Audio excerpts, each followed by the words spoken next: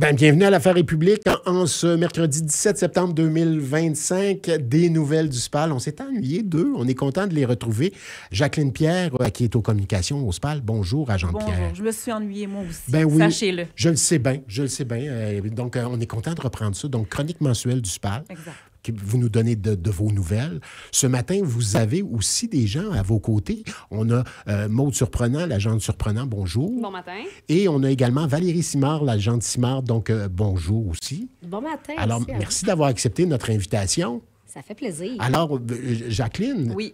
Pourquoi n'es-tu pas venue seule ce matin? Je ne viens jamais seule sur vos ondes. En fait, aujourd'hui, ma décision était de mettre de l'avant le travail des agents qui sont affectés à la prévention. OK. Parce que, juste avant de partir pour l'été, je me suis dit, les citoyens, vous, les chers auditeurs, vous vous dites sûrement, mais les écoles sont fermées. Donc, les agents qui travaillent aux écoles sont sûrement en congé aussi, tout comme les profs. Mais la vérité est autre, complètement autre. Et je trouvais ça important On que se la fait pas une population... petite patience dans l'auto, sur le téléphone, en attendant à côté de l'école. On fait autre chose. OK. On fait autre chose parce que la section s'appelle prévention. Donc, la prévention, c'est partout et tout le temps. Donc, je trouvais ça vraiment important qu'on mette la lumière sur le travail de ces agents-là qui est tellement précieux, qui doit être valorisé, qui doit être connu de la population. Donc, vous, chers auditeurs. Et je suis aussi accompagnée de Maude Surprenant, qui est une agente qui a été prêtée à notre section pour nous prêter main forte pendant l'été. Donc, à la section des communications, qui, elle, va aborder un autre sujet. On parle ici de la sécurité. C'est la semaine de la sécurité ferroviaire. Donc, du 15 au 21 septembre, on va aborder le sujet. Donc, premièrement, on va commencer avec l'agente Valérie Simard, que je vous présente à l'instant. Donc, Valérie Simard, on va parler de prévention. Exact. Oui, bien exactement. Moi, aujourd'hui, je suis venue pour parler de ma section. OK. Que je travaille depuis 2020 à la section. Alors, je trouve ça important de venir en parler parce que je suis super contente d'être à cette section-là. C'est super palpitant, c'est positif aussi. Alors, quand on parle de prévention, agent Simard, on parle de quoi exactement? Bien, dans le fond, c'est avec... nous, on est là pour prévenir les crimes, prévenir qu'il arrive des choses. Donc, ça veut dire, dans cette optique de police de quartier, hein, oui. Il y a de quelques années dont on parlait, vous allez au-devant des gens, vous leur parlez, vous oui, devenez exactement. comme la police de quartier, puis vous mettez en garde contre des choses. C'est quoi l'idée dans le de fond, prévention? la prévention, on pourrait dire aussi la police communautaire. OK. Parce que, tu sais, à la prévention, on a un côté vraiment communautaire. OK. Hein? C'est vraiment là, le rapprochement avec le citoyen. On a aussi la résolution de problèmes, parce qu'en prévention aussi, on veut résoudre des problèmes pour prévenir que ça revienne. Vous n'êtes pas là que pour des crimes. Exemple de problèmes que vous pouvez résoudre? Des fois, ça vient de partout. Des fois, c'est dans les commerces, hein, les jeunes, surtout dans le temps des écoles, tout ça, ou même l'été, quand ils ne savent pas quoi faire. L'heure du dîner des écoles. Ils s'en vont tous vers les commerces, ils vont acheter leur nourriture, mais des fois aussi, ils flânent. Puis ça, les commerçants, des fois, ils n'aiment pas ça parce que ça rend insécure les citoyens qui n'osent pas venir à l'heure du midi, venir faire leurs achats. Ça peut devenir quelque chose d'assez anxiogène à bien des égards quand il y a bien des jeunes dans un magasin, dans un commerce, qui n'achètent pas nécessairement, puis ça se pousse. On a tous été jeunes, on le sait. Là. Oui, hein? On veut prévenir aussi les vols. Je ne dis pas que les jeunes vont voler, mais des fois, tu sais... Des fois, il y a des petits vols à l'étalage, là. Puis les commerçants, ils ont des pertes, alors ils demandent... Vous en parlez d'abord aux commerçants, vous leur dites, voilà, vous devriez peut-être pas mettre ces trucs-là, ou comment vous procédez? On fait des... C'est ça. On va voir les commerçants, on leur dit, c'est quoi votre problématique? On jase avec eux. On leur donne des conseils. Vous ne répondez pas nécessairement à un appel, là. C'est vraiment sur place. Nous, on ne répond pas aux appels.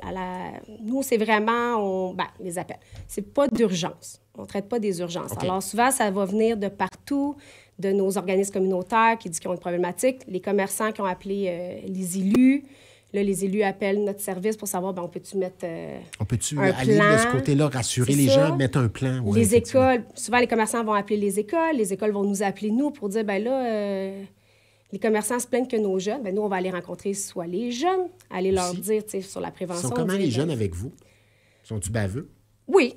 Des fois, oui, mais des fois, sont super intéressés aussi. Ils viennent nous poser des questions.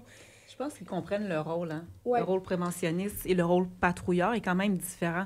Tantôt, elle parlait de l'aide qu'on apportait, que les gens à la prévention apportaient aux commerçants, aux gens autour des écoles, mais c'est aussi à leurs collègues.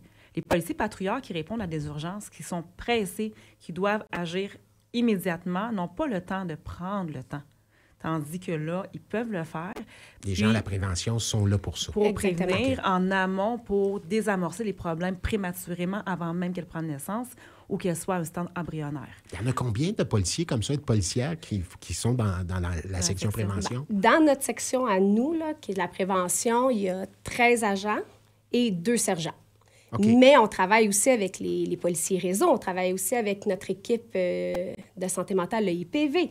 On travaille aussi avec... Parce qu'il y a toutes sortes de problématiques. Là, on parlait de vol à l'étalage, mais ça peut aller beaucoup plus loin. Un petit peu plus tôt dans l'émission, on parlait d'itinérance. Donc, il y a sûrement des interventions que vous faites. Bien, exactement, c'est ça. Puis, on est vraiment... On est 13 dans notre section, mais on travaille avec tout le monde, là, à l'interne. On a tous un rôle à jouer parce que souvent, comme à la prévention aussi, on travaille auprès des gens qui sont vulnérables. Puis, on a souvent, nous, des dossiers qui viennent de la patrouille. Puis là, que les patrouilleurs ont intervenu sur un dossier, on va dire, d'une personne aînée.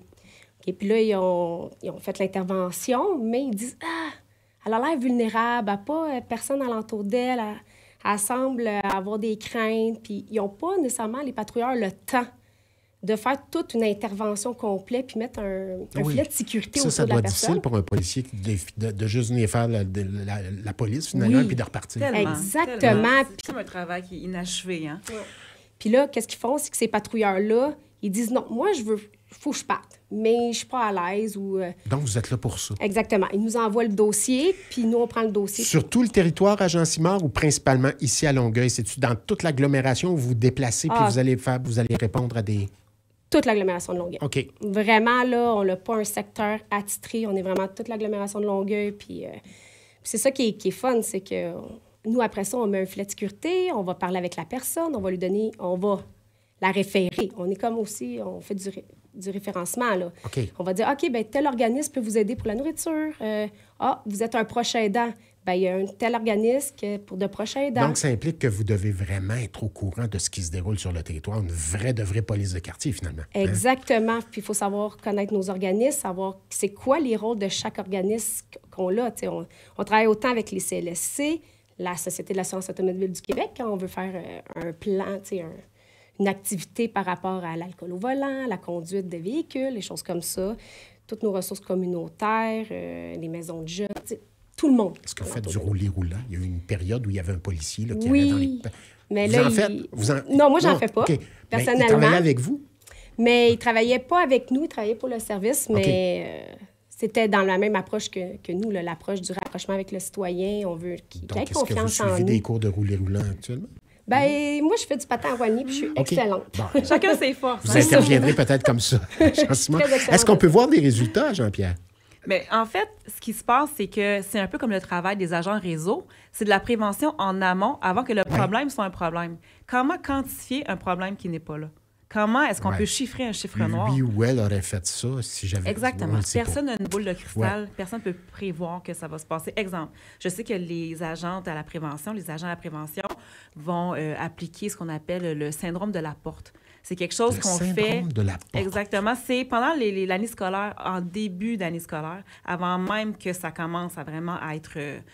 avoir du trafic, avant que ça devienne lourd ou dangereux, la circulation autour des écoles, il y a une prévention qui est faite pendant plusieurs jours autour des écoles primaires ou secondaires, peu importe, même les cégeps même.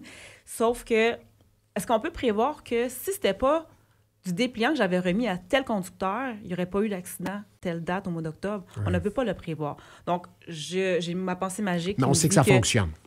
Mais c'est ça que je me dis. On se doute dis. que ça fonctionne. C'est ce que je me dis. Mais on ne peut pas le dire à 100%. On peut peut-être vérifier avec des chiffres d'avant ou dire... Tout à fait, mais est-ce que c'est vraiment dû à la prévention? Est-ce que c'est dû à un autre élément? On ne peut pas le dire. Mais dans mon monde magique de papillon, je vous dis, la prévention a un impact concret sur... Moi, je pense que oui. Moi aussi. Je pense que oui. C'est comme quand on va dans les écoles, puis on va parler, on fait des présentations, puis là, on va parler, à 12 ans, tu peux te faire arrêter. C'est quoi les types d'infractions, puis c'est quoi les étapes qui arrivent si tu te fais arrêter pour dissuader un peu. Oui, parce qu'il nous faisait rigoler quand on était ados, puis la grosse police avec la moustache venait à l'école. Oui, c'est ça. Mais quand même, ça faisait son chemin, l'idée faisait son chemin. Exactement, mais c'est dur de dire après ça. Moi, les 180 jeunes que j'ai vus, bien, y en a-tu là-dedans qui auraient fait un crime ou ils auraient peut-être décidé d'aller voler, lancer des roches sur une maison. Puis, ce faisant, vous avez personnalisé l'affaire aussi. C'est ça qui est intéressant. C'est ça. Que là, on ne peut pas le savoir. Mais voilà. moi aussi, je me dis... Il faut y croire, puis vous semblez être habité par une forme de ferveur dans tout ça. Mais dans ma tête, la section est là pour une raison. Ils l'ont maintenue. La police communautaire, c'est une approche qui est connue depuis des années, qui est pratiquée depuis des années. On voyait avec les postes de quartier. Ça fait école, d'ailleurs, un peu partout, on le voit. Tout à fait, c'est ça, exactement. Donc, ça fait des petits un peu partout. Ça a un rôle à jouer. Est-ce qu'il y a des observateurs d'autres corps de police pour voir comment ça fonctionne? Pour la section réseau, je sais qu'il y en a eu de plusieurs services de police et même pays. Par contre, au niveau de la prévention, je vous dirais que c'est quelque chose de tellement déjà incrusté un peu partout. On connaît le modèle. Donc, les observateurs... Oui, mais on est quand même à l'affût de toutes des... Parce que chaque corps de police, des fois, ils sortent des outils de prévention. Puis on fait « Ah, ça, c'est bien, on pourrait le mettre pour notre clientèle à nous, notre réalité. Oui. » On s'aide vraiment, là... on se parle entre policiers communautaires de services différents. On se donne des trucs puis des façons des fois, ils écrivent... Ouais, là, moi, on a une problématique avec les trottinettes électriques. Ah, ben là, nous, on a fait un pamphlet, nous, on a fait ça. OK. Parce qu'on crée... À la section, on fait pas juste... On fait de la prévention, mais on crée aussi des outils de prévention. Oui, construisez l'avion en vol. Exactement. Des présentations, c'est nous qui les créons. On crée aussi des pamphlets, des pamphlets sur plusieurs sujets de prévention. Mm-hmm. C'est un de nos rôles aussi. Comme le syndrome de la porte, c'est nous qui l'avons créé. C'est comme une petite règle, puis ça dit toutes les infractions qu'on peut avoir. Si on passe sur le stop allumé d'un autobus, si on stationne dans un endroit qui est interdit, comme là, actuellement, c'est-tu le Far West à cet égard-là? Oui, oui, ça, c'est comme ça toute l'année. Les parents veulent... des classes, c'est quelque chose. Les parents veulent amener leur enfant le plus en sécurité. Alors, ils vont le plus proche de la porte de l'école, mais c'est pas sécuritaire. Ça stationne un peu partout. C'est un syndrome. Agent Valérie Simard du service de prévention du service de police de l'agglomération de Longueuil. Merci. Merci d'être là. On parle maintenant de prévention, en fait, de la semaine de la sécurité ferroviaire avec l'agent Maude Surprenant. Oui, exactement. Donc, c'est ça. C'est la 7e édition, en fait. Donc, nous, on collabore à l'événement qui est en tant que tel là, parti par le CN. Puis là, on est sur le terrain. Principalement, c'était hier là, qu'on était très présents dans différents points qui sont névralgiques, super importants, problématiques sur le territoire. Donc, il y a tant l'équipe réseau, l'équipe de la prévention, puis aussi au niveau de la répression, on avait l'équipe de la sécurité, les patrouilles spécialisées, puis également les vélos là, qui faisaient de la sensibilisation et de l'information à la population. Mais agent Surprenant, ça veut dire quoi, ça, concrètement? Quand il y a un train qui passe, on n'excède pas la barrière, puis on ne prend pas de risque? Bien, aussi banal que ça peut être, il semble qu'on a besoin de rappeler ces éléments-là, parce qu'en tant que tel, c'est ça, le monde ne respecte pas ça. T'sais, on a tous vu, j'imagine même nous, quand les barrières ou les signaux lumineux arrive, finalement, on va juger des gens. J'ai le temps de passer juste avant la barrière. Ça, exactement. Donc, le monde se met à courir, soit à vélo, soit à pied, à voiture, même chose. Puis ça, c'est des comportements super à risque parce que les trains vont très vite, difficile pour eux d'arrêter. Donc, c'est vraiment important de rappeler ces consignes-là qui paraissent banales, mais qui pourtant ne sont pas respectées. Il y a beaucoup d'accidents qui surviennent? En tant que tel, ou trop, sinon ils ne continueraient pas à faire c'est trop, finalement. Exactement, oui, puis ça continue d'arriver. Puis, tu sais, pour faire un petit parallèle, bon, c'est sûr que c'est pas arrivé ici, mais en début de semaine, on a vu au Portugal, par exemple, deux femmes... qui prenaient des photos, oui. Exactement, qui avaient, je pense, un problème au niveau de l'audition, puis qui n'ont pas pu se rendre compte, en fait, que le train arrivait, puis malheureusement, sont décédés. Bien, c'est des types de comportements. Tu sais, les trains aussi de nos jours sont plus silencieux. Si on ne porte pas attention avant de traverser aussi, c'est toutes des choses qui peuvent se produire, puis on essaie d'éviter ça le plus possible. Donc, comment vous vous prenez pour faire la prévention? Ce qui s'est passé, c'est que les patrouilleurs, dans le fond, se sont présentés soit au niveau des gares où est-ce que les gens prennent le train pour se rendre, par exemple, au travail, à l'école, et à tous les différents passages à niveau là, importants, ont remis des dépliants qui étaient informatifs sur le sujet. Donc, c'est sûr que c'est des règles qui, comme on a dit, qui étaient... On connaît, mais c'est important de les rappeler parce que malgré tout, les personnes tendent à ne pas les respecter. À Exo, entre autres, y a-t-il des gens qui attendent trop proche de la voie ferrée? Exactement. C'est une problématique, ça, à un moment donné. C'est ça. Donc, respecter la distance, là, justement, aux gares, il y a vraiment comme une zone qui est montrée, là, qui est jaune. C'est là que c'est important de respecter ça. C'est important de ne pas aller prendre une photo sur la rail pendant que le train n'est pas là. Des fois, on s'y attend pas. C'est un détail, oui, c'est ça. Exactement. Même chose pour les véhicules. Dans un passage à niveau, important de respecter la distance de 5 mètres. Donc, c'est des choses comme ça que les écouteurs patrouilleurs sur le bord de la gare quand on attend le train aussi. Également, on se méfie de ça aussi. Totalement. Hein? Éviter les distractions également. Donc, c'est ça, tant au niveau des oreilles qu'au niveau, par exemple, du téléphone, où est-ce qu'on ne focus pas sur ce qui se passe devant nous. Donc, c'est vraiment là-dessus qu'on a misé là, pour tendre à la presse sensibiliser. Du samedi, en attendant le train, là, le gros journal ouvert, on oublie ça aussi. C'est à l'intérieur qu'on le lit. Moins régulier de nos jours, mais oui, on essaie d'éviter. Pas seulement du 15 au 21. Est-ce qu'il y a des activités prévues pour cette semaine de prévention ferroviaire-là? En fait, pas de prévention, mais de sécurité ferroviaire. Ouais. Oui, bien, dans le fond, ce qui a été misé, c'est vraiment un effet impact où est-ce que tout a été mis, malheureusement, hier, mais c'était principalement hier que l'événement avait lieu. Fait que c'est vraiment 6 points sur notre territoire qui sont principalement problématiques et récurrents. C'est là-dessus qu'ils ont misé pour aller faire de la présence. Co-citoyens, citoyennes, parce qu'on a vu l'an dernier, il est arrivé quelque chose aussi. Là. Il y a des wagons qui ont déraillé, tout ça. Est-ce qu'il y a vraiment un volet fait aux transporteurs, pour les transporteurs, ou c'est une autre affaire? C'est une très bonne question, malheureusement, à laquelle je n'ai pas la réponse. Donc, principalement co-citoyens et citoyennes. Oui. Vélo, piéton, en véhicule. C'est ça. Transporteurs, un jour. Savez-vous quoi? Peut-être qu'ils le font à l'interne, mais oui. Nous, les policiers, on n'est pas au courant. OK. Mais j'ose espérer que c'est fait. Parce qu'on se proche de nos villes en tabarnouche. On va souhaiter que c'est fait. Puis sincèrement, avec les drames, avec ce qui s'est passé à Mégantic, avec ce qui s'est passé ici à Longueuil il y a quelques mois, on ose espérer qu'il y a une sensibilisation qui est faite à leur niveau. Voilà. Merci à Jean-Pierre, merci à Jean Surprenant. Je vous ai entendu réagir à Jean Simard tantôt, parler tout bas à Jean-Pierre. Il y a un petit quelque chose d'important que vous deviez nous dire? Ben, tu sais, tantôt, Jacqueline, elle avait dit qu'elle voulait savoir qu'est-ce qu'on faisait pendant l'été. Parce que, tu sais, là, tantôt, j'ai parlé avec les écoles, le syndrome de la porte, mais là, j'ai dit, on l'a pas discuté de ça. Bien, on avait compris qu'il y avait bien des affaires. Vous alliez au-devant, vous allez... Mais qu'est-ce que vous faites principalement? Souvent, là, l'été, premièrement, les dossiers de la patrouille ne s'arrêtent pas. Hein? On en règle beaucoup. Mais on fait beaucoup de kiosques. On est extrêmement présent dans tous les événements, les fêtes de quartier. Dès qu'on nous invite, on fait des kiosques de prévention. OK. Puis ça, c'est vraiment pour le rapprochement avec les citoyens. Donc, vous étiez présent dans les fêtes de la Saint-Jean, exact. ces affaires-là. Oui, puis les gens, ils viennent nous voir.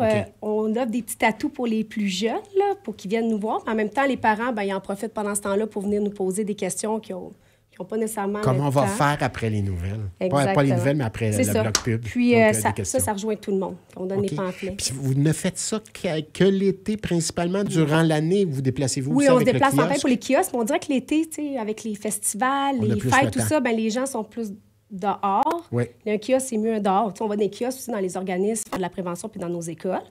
Puis on fait aussi, qu'est-ce qui est bien, on fait un pique-nique avec un policier. Ça, c'est quelque chose qu'on a créé. C'est comme un café avec le policier où que les gens sont invités à venir boire un café avec les policiers et poser des questions. Nous, on s'est dit, on aimerait ça aller rejoindre les jeunes.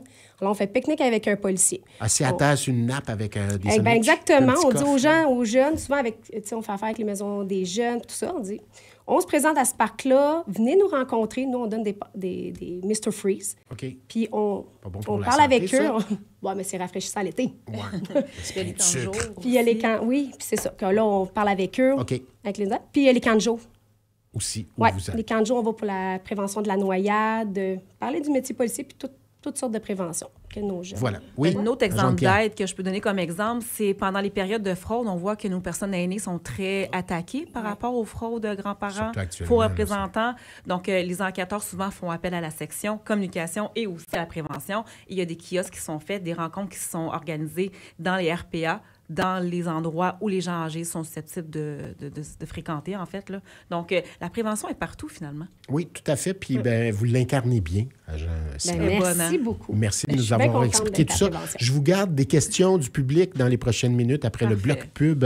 Donc, je vous rappelle que c'est la chronique des nouvelles du SPAL, service de police de l'agglomération de Longueuil. Puis, dans les prochaines minutes, 2 questions du public, agent Pierre. Êtes-vous nerveuse? Hein? J'ai hâte. Vous êtes préparée? Oui. OK. Jacqueline Pierre, Maude Surprenant et Valérie Simard qui sont là pour répondre aux questions du public. Maintenant, on est rendu là, Jean-Pierre. On y va. Alors, on commence avec Julien, 11 ans. Le SPAL possède-t-il des chevaux? Nous ne possédons pas de chevaux. Auriez-vous voulu posséder des chevaux? Je crois que ça avait été effleuré en rencontre. Je n'étais pas présente. Okay. Je n'étais sûrement pas engagée même au SPAL. Par contre, on a 2 chiens. Un en formation. Vous montez sur le chien puis il galope? Non, mais on a quand même des amis animaux. OK. Ça, je peux dire donc, ça ils pour sont l'instant. là pour faire, peut-être pour calmer les gens aussi. Je me souviens d'une visite à un moment donné, mais c'était pas le service de police. C'est pas le même rôle. Je crois que rôle. ça, c'est au niveau de la CETAM ou encore des... Services sociaux, hein? Il y avait eu Ils ont la DPJ, un chien entre autres. accompagnateur, exactement, là, qui est là pour rassurer les enfants, pour aider, tout ça. Mais nous, c'est vraiment des chiens pisteurs. policiers. Qui font Des équipe, qui pisteurs, font corps arrêtent. avec leurs policiers. Hein? Ils travaillent en duo avec Ça leur doit être agent. difficile, Exactement. ça. Mais des chevaux, pas maintenant, puis pas pour l'instant. Bon, OK. Donc, c'est noté. Donc, Julien, j'espère que ça répond à ta question. Peut-être que d'aller dans un autre service de police, tu veux devenir policier et faire du À Montréal, cheval. il y en a. J'en ai vu dernièrement. Ça marche bien dans les foules, d'ailleurs. Hein, ça, C'est impressionnant. Hein? Oui. Hein, ça saisit. Pour l'avoir Ça déjà laisse- vécu à New York à un moment donné, dont je suis en train de me vanter, mais à un moment donné, dans Manhattan, il y a eu quelque chose à l'autre bout. Le cheval, toi qui parles. Tu sais, J'en ai jamais vu tassez-vous tout un le monde. actif à la course. qui C'était allait quelque vers- chose. Ça doit. Le Ça 10 mai 2000, quelque chose où il y avait eu une alerte à la bombe sur Broadway. Ça avait été quelque chose. Ah, ça doit. Ouais. Peut-être à Longueuil un jour. Non, pas d'alerte à la bombe. Non. Jamais. Le cheval. Il y a Étienne Paris maintenant de Saint-Lambert. C'est quoi la formation? C'est quoi le cours de policier technique cégep Nicolette? Qu'est-ce que ça vient faire là-dedans, Nicolette? Ça fait-tu partie du DEC comme tel? Est-ce que juste un DEC, c'est suffisant? Il y a bien des questions là-dedans. Puis dernière question, puis là, je vous laisse répondre. Arrangez-vous avec ça. Je m'en vais prendre une marche après. C'est-tu payant être policier? OK, on va commencer dès le début. Premièrement, il faut s'inscrire, après avoir eu notre diplôme d'études secondaires, il faut s'inscrire en technique policière. Déjà, l'inscription en soi, c'est un défi parce que c'est très contingenté. On doit avoir des bonnes notes, on doit se démarquer des autres parce OK. que c'est un programme qui est populaire. Une fois accepté, Se démarquer par les intérêts? Par les notes. OK, par les au notes. niveau académique. c'est Que ça. les notes. Que les notes. OK. Donc, une fois que c'est fait, votre technique policière, elle va durer 3 ans. Donc, on a des cours de base, français, anglais, philo, il y a un cours en option, mais on a des cours vraiment précis par rapport au travail policier. Ça va durer 3 ans. Une fois que c'est fait, on ne peut pas dire, bon, ben moi, j'ai bypassé ça, je ne sais pas si je peux me permettre l'expression anglaise, détourner tout ça. Oui, OK. Et pas rentrer à l'École nationale de police. L'École nationale est un passage obligé. Après le DEC. Exactement. OK. Puis, il y a des gens qui ne font pas le DEC nécessairement parce qu'ils font une formation accélérée, parce qu'il y a des programmes qui sont vraiment consacrés aux gens qui ont déjà des formations, qui ont déjà des diplômes. Donc, là, ils n'ont pas à... Attendez, un diplôme dans un autre domaine. Tout à fait. OK. Donc, à ce moment-là, ils peuvent avoir accès au programme de, 1 an concentré, qui ne se concentre que sur des cours exclusivement policiers. OK. Tantôt, je parlais de français, anglais Ouais, et là, tout. t'as le Non, DEC, c'est plus là. nécessaire quand tu es rendu avec un diplôme en poche. Tu n'as pas à le Tu as faire. tout fait ça. Donc, une fois que l'attestation au niveau collégial est faite, on a 15 semaines de façon obligatoire à faire à l'École nationale de police qui se trouve aujourd'hui à Nicolet. Donc, que ce soit des policiers de Longueuil, de Montréal, de la Sûreté du Québec, même les constables spéciaux, les agents sur la route qui travaillent au niveau de la réglementation pour les camions lourds, j'ai un blanc.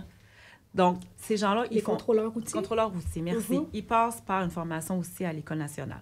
Donc, les 15 semaines, c'est là qu'on apprend à tirer avec une arme à feu. OK? C'est là qu'on apprend la conduite automobile d'urgence.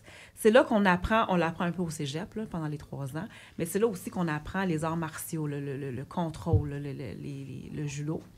OK? Puis, une fois que c'est fait, et là, on applique un peu partout au corps de police qui nous intéresse et on peut travailler sur le terrain. Donc, oui, le DEC, c'est pas suffisant. Il faut absolument passer par Nicolette. pour être OK. policier. Donc, Nicolette est ajoutée, c'est quelques semaines de formation ou une C'est année 15 complète? semaines 15 de semaines. formation. OK. 15 semaines du lundi au vendredi. On arrive là souvent le dimanche soir. On part de là le vendredi après-midi. On n'est pas avec notre famille, pas avec nos amis. On est avec notre cohorte, puis on est avec eux pendant 15 semaines. Voilà. Donc, j'imagine que ça répond à votre question, M. Paris de Saint-Lambert. Une dernière question à Jean-Pierre. Celle-là, très d'actualité, Oui. qui a été posée par Philippe D. de Saint-Bruno de Montarville. On voit le président des États-Unis déployer la garde nationale dans certaines villes américaines, Los Angeles, Washington, on apprenait Memphis récemment, pour contrer la violence dans les rues. C'est comme une sorte de mise en tutelle de la police. Avons-nous l'équivalent ici au Québec? Il me semble que non, mais un gouvernement pourrait-il faire quelque chose de semblable? Exemple, déployer la SQ, l'armée, puis tasser la police. Comme dire, la police de Longueuil, elle ne fournit pas aujourd'hui. Là, on va les tasser, puis on Ouais. va dire à... Il y a trop de crimes à Longueuil, à la GRC tassez-vous. de prendre Ouais. le dessus. Comme votre demandeur a fait, il l'a mentionné, ça ne s'est jamais vu ici. On n'est pas rendu là. Puis, Le bémol que je peux ajouter, c'est qu'on ne peut pas prédire ce que le gouvernement va faire dans un cas de mesure d'urgence ou extraordinaire. Exemple, un désastre naturel. Par contre, si on recule dans le temps, en 2019-2020, on a fait appel quand même à l'armée pendant la période de COVID, pendant la pandémie. Oui. Vous vous rappelez, il y avait des besoins qui se sont fait sentir sur le terrain où on a dû faire appel à eux. Mais vous n'avez pas été tassé. Exactement. C'est pas être mis en tutelle, c'est pas se tasser, c'est aller chercher des forces, aller chercher des paires de bras supplémentaires. Par contre, dans le cas où, exemple, un service de police à l'externe, ou même nous, on a un problème ici qui fait en sorte qu'on a besoin d'effectifs supplémentaires. Nos policiers ne fournissent pas. Il y a un protocole, une mesure d'urgence, un comité qui s'assoit en urgence, et il y a une entente qui a été prise, qui a été faite avec les autres corps de police aux alentours en Montérégie. OK. Donc, je n'ai pas les chiffres exacts à vous donner. Il y en a, on m'en a donné, là, il y en a tellement.